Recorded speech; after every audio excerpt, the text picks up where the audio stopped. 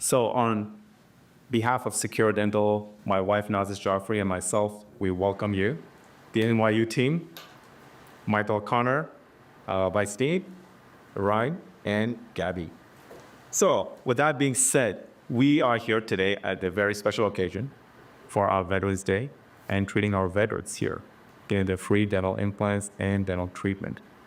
We've just mimicked what NYU is doing with the VOCARE program. I wanted to say special thanks for you guys to come out and fly up to this special event and share this experience with us. So, Well, thank you both for inviting us to be here. It's been a wonderful experience for us to see your operation and to see how well you're treating our well-deserving veterans. It was a pleasure to see your staff, your providers taking such care of the veterans that you were treating today. I must congratulate both of you for your generosity of doing something like this today for our well-deserving veterans. thank you. You have both, I've known you now for a couple of years, and I know how dedicated and committed you are to providing the best oral health care and dentistry that you can to deserving veterans, many of whom have sacrificed to make sure that we're here protecting us and our freedoms. So thank you both for inviting us here. It's a very, very special honor to be here today with both of you. It's great having you. And additionally, Dean O'Connor, speaking of their generosity, I think just out this morning was our own press release and story highlighting our very specific generosity for the VOCARE program and their $1 million contribution to support those veterans we're treating back at the school, specifically for those really, expensive, really multifaceted treatment cases that are a challenge for us to cover the costs on, and I think really allows us to continue to do the great work that you and Gabby both allow us to do at school. That is an amazing, amazing gift, and we are so grateful that you have found it in your hearts to provide us with such generosity for our veterans. Gabriella, I know, will make sure that that money is put to very good use to take care of our veterans for all of the special cases that we need to provide for the veterans. Gabby, how many veterans have we treated thus far? So first, thank you for the invitation and the generous gift. It's a big blessing for us. And thus far, we've treated, in the 3 years span, we had 3,300 patients. So at almost over, now it's 60,000 procedures I've done them. Wonderful. Amazing. It's amazing. And this is all pro bono.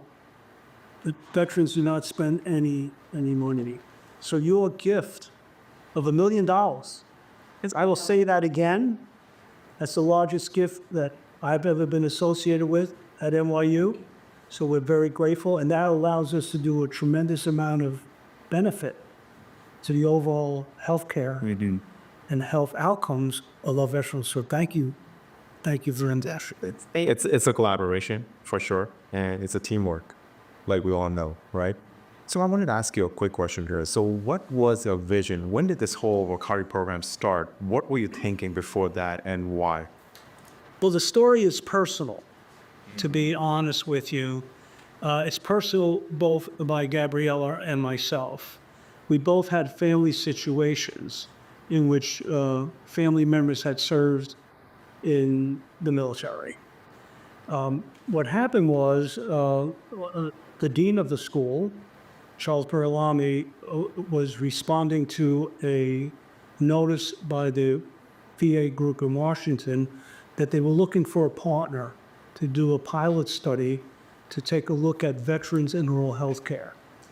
And something like that would normally come by my desk to say, who do we distribute it to? Sure. Michael, who is the right one in one of our departments that would be interested in maybe responding to this RFP, request for proposal? So I showed it to Gabriella. Gabriella, in addition to running the VOCARE program, has involved me in strategic initiatives. And I said to Gabriella, in that role, who do you think we should send this to? And she said, Michael, why don't we do it? I said, well, why should we? And she said, because of my brother. And I said, tell me a little bit about your brother. So maybe you should talk about your brother, Rodney. So my brother Rodney is a Marine. He's my older brother. And he had served twice in Iraq and then in Afghanistan. And it was personal to me because, I mean, obviously he sacrificed his life. And I was young then, and the thing it's your older brother who goes away. So you're kind of like nervous, and is he going to come back? And I know my mom was probably, aside from my brother himself, probably the most worried. I remember every night she'd like keep praying and praying to come back. And then when he would call, it was next, and hear his voice calling, and we saw that he's fine. So Gabriella's personal story about her brother really was the catalyst for me to think about maybe we should do something. It also reminded me of my experience that I had with the VA with my father. My father was a very proud veteran of World War II, and he had been, I didn't grow up with my dad, but he had a lot of illnesses. And there was a time when I went to visit him by chance, and I saw that he was ill.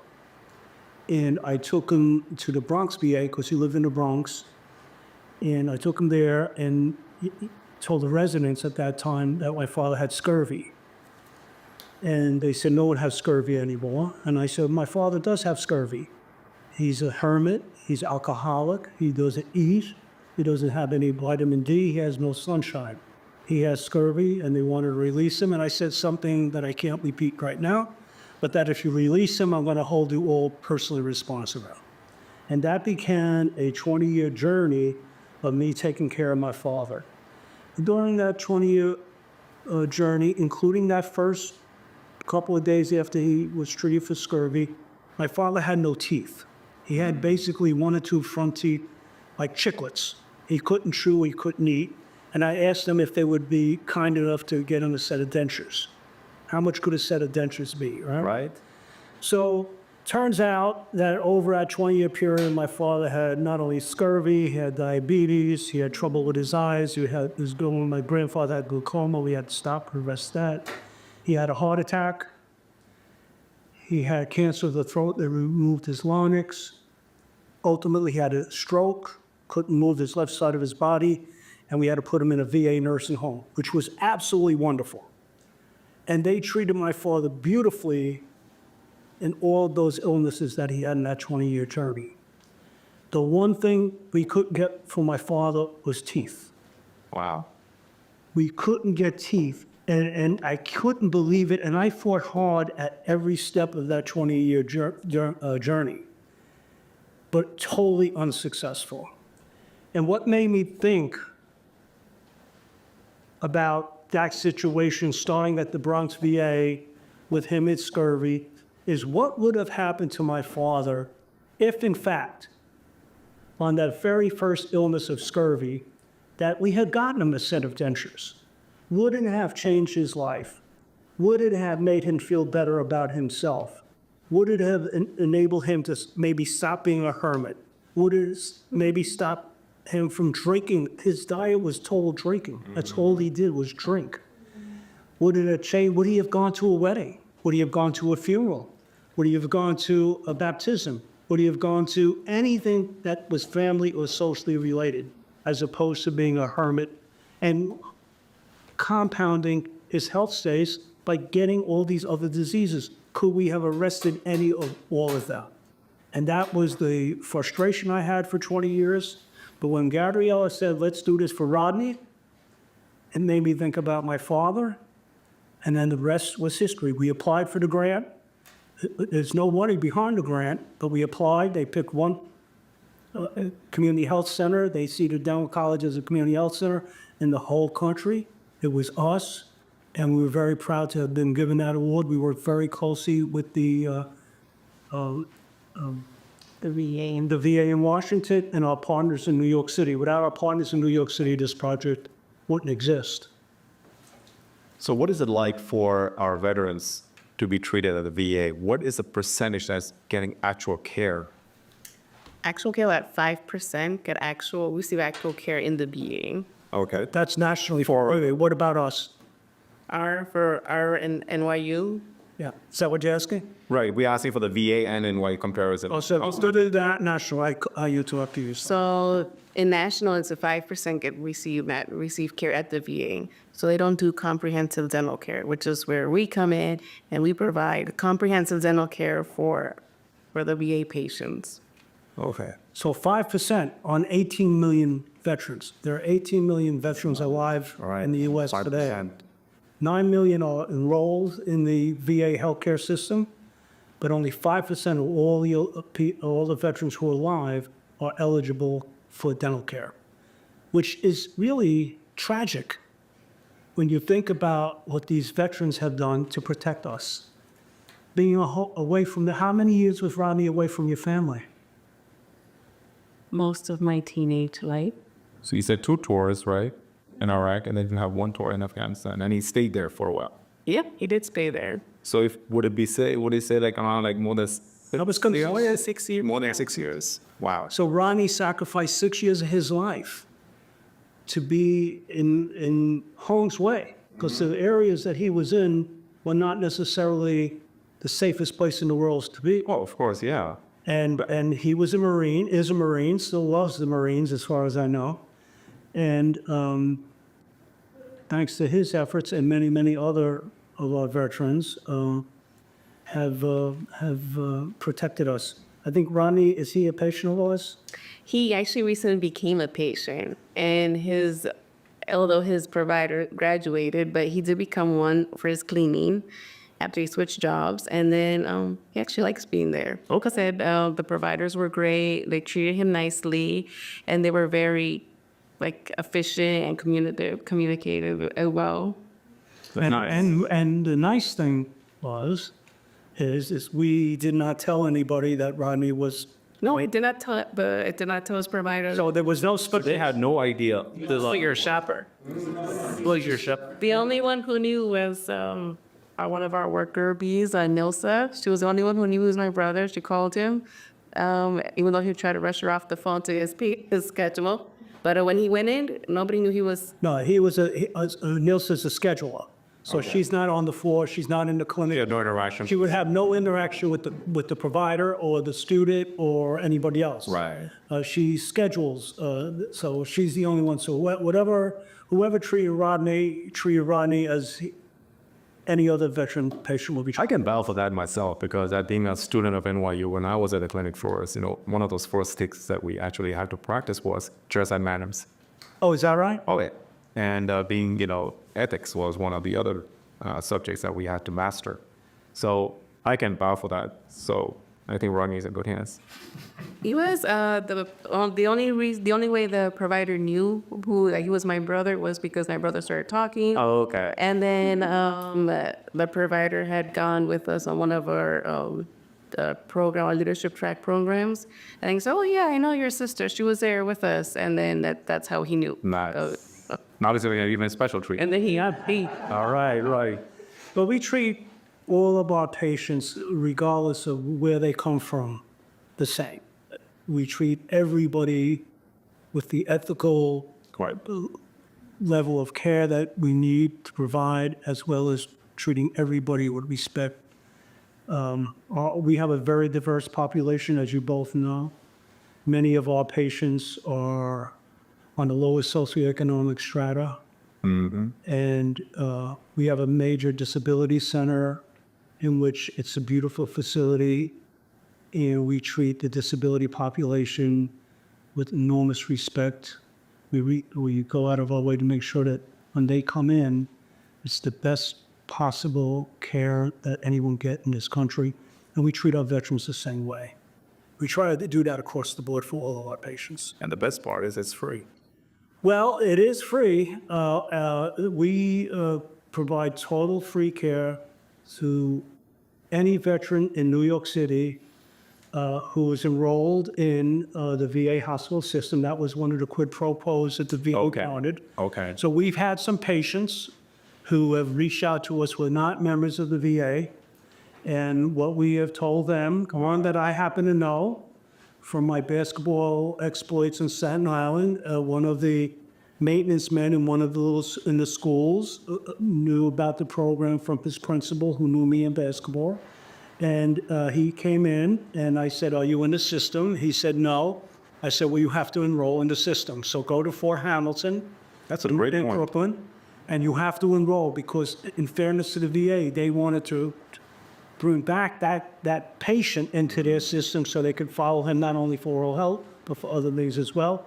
And he's done extremely well. He's had all of his teeth removed and replaced. Nice. Well, we had a few conversations with our patients today, and one of those things that really caught my attention was like how shocked these guys were that they did not have to pay anything for their treatment. And came to a point where a couple of them even thought it was a scam, or we were going to upsell them something. Right. And so, our conversation with you this morning was, Ryan, I want you to elaborate a little bit more. Tell me, what is the psychology behind it? Because, when these patients see, it's too good to be true. Sure. Why do you think that is? There's some value anchoring that happens there, right? And so if something has no cost, it has no value in the way that we think about it. Right. And I think the analogy we use is the lobster roll analogy, right? And so there was a point in time when McDonald's offered a lobster roll, and they offered it for $3.99 or $4.99, something that is a very, very low price. And everyone felt like this was imitation crab meat, right? Like this can't be real, this is nothing. But what people didn't or don't realize is that lobster used to be, peasant food, right? It was what was thrown away, it was what was given to prisoners. It was not unbountiful tea, but then, aristocracy and whatnot turned it into a delicacy. It doesn't actually have anything to do with its availability or its price point, but what marketing found is that the more you charge for it, the more desirable it becomes, right? And so while you would trust and maybe pursue and really enjoy a $30 lobster roll, you would be very suspect of the $6 roll. Oh, I can't possibly believe this. And so there's something in us and in sort of like our general society that says, if it's not expensive enough, it's not worthwhile. And particularly when something's free, and with this population and with the disabilities population, they are also a vulnerable population. True. Right? They're not offered a lot of services. And so when there are certainly people who prey upon that. And there are people who take advantage and seek then out, to do so, either to get their own benefits, to try to get governmental, to scam them, or any number of And they're not wrong to think that way. No. They've experienced that either, individually or systematically. And so they're suspect. But, as I said to you guys coming in this morning, then they're treated in that respectful, appropriate, appreciative way, and they receive this care. And this was, one day and in their oral health journey and one portion of their lives. But how does that extrapolate out into the rest of their lives? Sure. Hey, this is how I should be treated. I shouldn't, be taught to expect the lowest possible denominator. I should be taught to look up and see what I can do and where I can get to. And so I think you guys are really setting that bar. So is that a good thing or a bad thing to raise the bar? Oh, Either way, right? It depends. Yes, it doesn't make it difficult. But if we can inspire people to demand more in their lives, then, I'm okay being guilty of that. Well, the partnership that our VA friends in a hospital really is very, very critical, establishing that credibility between the two institutions. So it's important to note that the referrals come from the primary care physician who is treating this patient already. Okay, and the patient is being treated by somebody they may or may not trust. Many patients, as you all know, don't trust the medical work. Oh, big time. All right. So, and we have a lot of that in the veteran population as well. But what does help is that the primary care physician is the one making the referral. There's hopefully a relationship between that primary care physician and the patient, and then they're coming here to be treated by the NYU Dental College. There are times, though, I'm sure that given the background of many of our veterans, that they are a little bit questionable in terms of the saying, well, why would they do this for us? Why are they doing it for us? And what we try to do is to make sure that at our bedside manner, that our clinicians, our student doctors all know to treat each patient good words, dignity, and respect. And to make them feel as if, in my view, whenever I talk to somebody, I hope they know that they're the most important person in my world at that moment. And I hope our clinicians feel the same about the patients. So it's a double-edged sword. We treat a lot of people, 30,000 visits in 3 years. That's 10,000 visits a year. Our goal was 5. We've doubled it.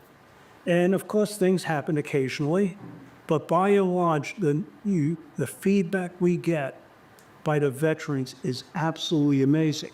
I would say, in addition, it's a wonderful experience for our students and our faculty. They love providing the care to the veterans as well. And in fact, several of our students are now going to dedicate themselves to just what the two of you have done, not just today, you've done it before, and we know that they are going to sacrifice and give back to a veterans. Anthony Allison is an example where he will do a week, a year of free care to veterans. Excellent. As a result of being involved in our veterans program. I think it's very humbling to see this, even in our little organization that we have backed by you guys, is even this one-day event was not just me and him. It was my whole team organizing it. And it's like my manager, my operations manager, 3 of the other managers, our lead dental assistants, everyone gave their time. We just gave them the space and the opportunity. They didn't have to do it. My associates didn't have to travel 3 hours away to be here. Just, there was a non-productive day. But they did multiple extractions on one patient. They did 3 implants on one, 4 on the top, 4 on the bottom, just giving away their skill and time. Pretty humbling, because I heard people saying the same thing as he was saying, that what is the catch? And they didn't understand, some of these patients didn't understand why we were doing it. And they were thinking something's gonna come up. They might give us a bill or something like that.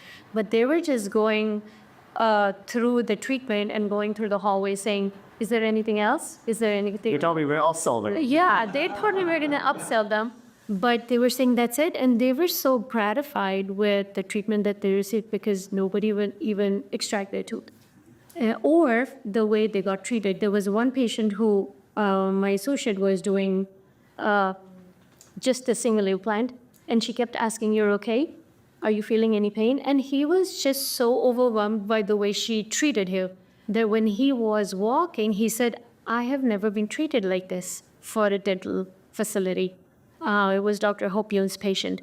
So, and I heard, and I was just hearing it, and I'm like, this is totally humbling. I'm very proud of the fact that with our little space, my associates are able to feel that they're gratified, and you pay gratitude then. You're like, okay, we're doing something. Everything doesn't have to be monetary value. They're just giving their time and having the experience. So That's so inspirational to hear that. yeah. That your team did such great work, number one, but felt really good about doing it. It would be wonderful if we were able to work together to build on the momentum we have now to do something more on a national level. I think we should do it. But our alumni, right? We are the largest dental school in the country by far. We have the largest alumni base by far. If we could partner and use you in a very positive way as an example of alumni being very engaged in providing a free service on Veterans Day to our veterans and get a fair amount of people, like 100 alumni.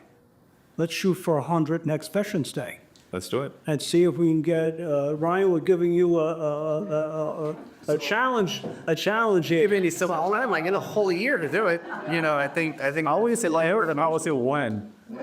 Right. Okay, Right. I say when. okay. That's number one. And number two is, I want to say that, we were so inspired by the whole VOCARE program Yeah. that we actually upped our game like this year. Not only that, all of our providers who are treating our veterans today, they're all non-paid. Really? Yeah, they're all All of your providers. All my doctors who came in today and who's going to be doing it, we have like 3 separate days that we do it. We have one on the 16th, one Correct, on the on the 22nd. 1st, and maybe 2nd. Wow, that's amazing. So we had it on like, 3 or 4 locations, and those guys, they're all going to be like non-productive unless we're away. And they've all volunteered to do it just because they saw our passion and how we were involved. Well, and that is the inspiration. That is Exactly. That is setting the gold standard to say, I'm willing to do this. So what are you willing to do? And I think as we look for those 100, when we look for 100, between now and a year from now, that's what we'll be looking for. We're looking for others in their local communities. You know, we're not asking them to go outside. Like, really, you're going to make a difference at home, right? In the same way that you're treating people that are right here in the community, we want those folks to look at their communities and say, I can do that. And if I can do it at yay level, great. And if I can do it at a little bit lower level, but I still want to participate, great. And so we'll look. I would say even if it's free exam or cleanings, whatever. I mean, they don't have to gain points. They don't have to be full arches. Even something. See, this is a grassroots level project, Yes. right? We're doing it from the ground. Yeah. And we're working towards a bigger picture. The ultimate goal of some of the work we're doing and why it's important to get other people involved in it nationally is the influence we may be able to have on Congress. The ultimate goal really is that, good intentions notwithstanding, we need more. And what we need is government support for oral health care for our veterans. And if we start to build a momentum, and then we do a little R word, some investigation, so that we can show that health outcomes are really in the best interest of everybody, because it's cheaper to keep somebody healthy than to have my father's illnesses cost millions of dollars. If we can prevent it, if you think from a public health perspective, as opposed to just what's in front of you, that would go a long way to improving the veterans' lives. But also, it's an economic issue. It's a smart economic decision. So I don't know how they're going to get there. I have some ideas. You start small. You know, there's all kinds of ways of getting it started. But we are starting a grassroots project, and thanks to you and to you, we're off to a great start. And if we get more alums next year, that will gather attention. There will be an awareness raised. People want to come out of the woodwork to help because it's a good thing to do, and people want to be part of a good thing. 100%. This time next year, we'll be having a different meeting. That sounds right to me, and that sounds right. Yep. Well, we're all going to be in a different city, so we're going to be spread out across the country, and that's going to be very exciting. So again, I want to thank the two of you on behalf of the NYU College of Dentistry and for the VOCARE program specifically, for your generosity, your compassion, your dedication, and your friendship. It means a lot to all of us sitting here and to the rest of the school as well, and to our veterans. So thank you very much. We really appreciate it, and we're very grateful. Thank you. We are on the same page. Thank you. Thank you. Great team.